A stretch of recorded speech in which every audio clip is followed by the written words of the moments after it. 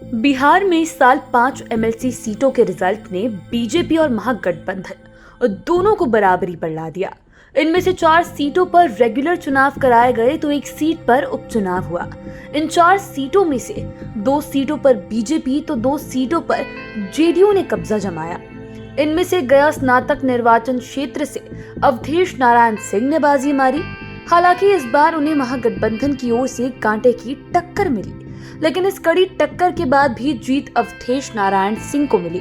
वे लगातार छठी बार चुनाव जीते। वे बिहार में विधान परिषद में कई टर्म सभापति रह चुके हैं, कार्यकारी सभापति भी रहे हैं। लेकिन यहाँ हम उनकी पॉलिटिकल स्टोरी नहीं बल्कि ऑफ बीट स्टोरीज बताएंगे। तो आइए जानते हैं आज के 5 PM के 5 का तड़का में अवधेश नारायण सिंह की ये 5 ऑफ बीट स्टोरीज। सबसे पहले 5वें नंबर की बात करते हैं। अवधेश नारायण सिंह भोजपुर के रहने वाले हैं और उनका जन्म 22 फरवरी 1948 को भोजपुर के छोटे से गांव कोथुआ में हुआ है। बचपन से ही प्रतिभा के धनी अवधेश नारायण सिंह की प्रारंभिक शिक्षा पीरो में हुई। कॉलेज की पढ़ाई के लिए ये पटना आ गए। बीएन कॉलेज में इन्होंने पढ़ाई की। इसके बाद इंजीनियरिंग की पढ़ाई के लिए बीआईटी सिंदरी में इन्होंने अपना एडमिशन कराया। चूंकि इनका समाज सेवा से लगाव था, इसीलिए इंजीनियरिंग की पढ़ाई के बाद ये खुलकर समाज सेवा में आ गए। फिर वहीं से इन्होंने पॉलिटिक्स में एंट्री की।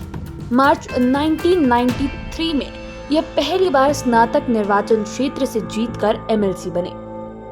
तब से ये लगातार जीतते आ रहे हैं। ये विधान परिषद के सभापति बने।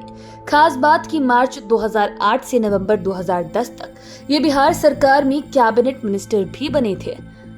अब बात करते हैं चौथे नंबर की। आपको जानकर आश्चर्य हो रहा होगा कि अवधेश नारायण सिंह बचपन में रजाई के अंदर छिपकर पढ़ाई करते थे। दरअसल इनका एक बार दूरदर्शन के विशेष कार्यक्रम में इंटरव्यू चल रहा था। उसी में अवधेश नारायण सिंह ने अपने बचपन के वाकया को सुनाया था। तब उन्होंने कहा था कि उन्हें घर में सबके सामने पढ़ाई करने में काफी झिझक होती थी, इसीलिए वे रजाई के अंदर छिपकर पढ़ाई किया करते थे। उन्होंने ये भी बताया कि उनके मन में बचपन से ही इंजीनियर बनने की चाहत थी, इसीलिए वे काफी मेहनत करते थे, लेकिन रात में जाड़े मौसम में रजाई के अंदर छिपकर पढ़ाई किया करते थे ताकि कोई देख न ले। उन्होंने ये भी बताया कि उनका खेती से काफी लगाव था, इसीलिए घर में वे खेती बाड़ी में भी हाथ बटाते थे। अब बात करते हैं तीसरे नंबर की। अवधेश नारायण सिंह सादगी के लिए जाने जाते हैं और वे गरीबों को हमेशा मदद करने के लिए आगे रहते हैं, लेकिन गरीब और अनाथ लड़कियों के लिए तो वे अधिक मदद करते हैं। खास बात कि इनकी मदद से पढ़ाई करने वाली लड़कियों में से आज कितनी लड़कियां नौकरी कर रही है। उन लड़कियों के लिए किसी गार्जियन से कम नहीं है, कुछ तो इन्हें भगवान भी मानने लगती है।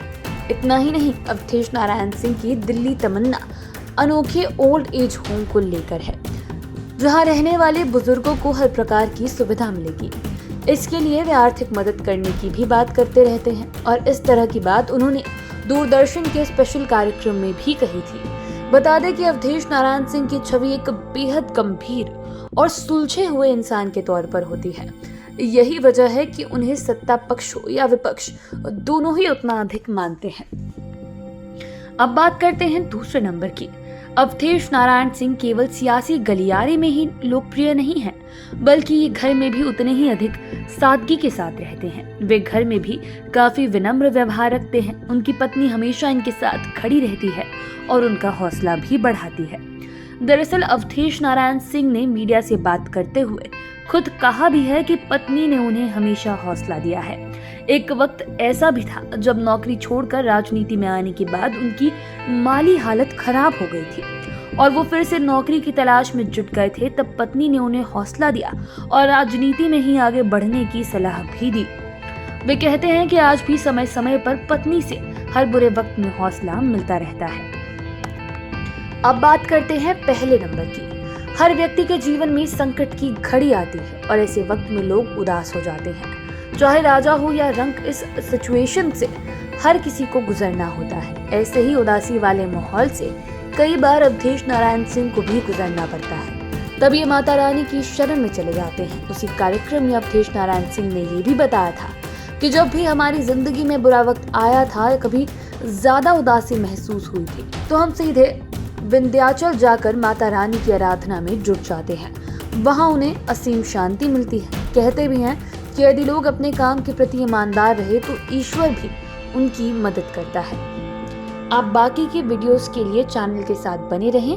अगर इस वीडियो को फेसबुक पर देख रहे हैं तो पेज को लाइक करें, यूट्यूब पर देख रहे हैं तो चैनल को सब्सक्राइब करें। धन्यवाद।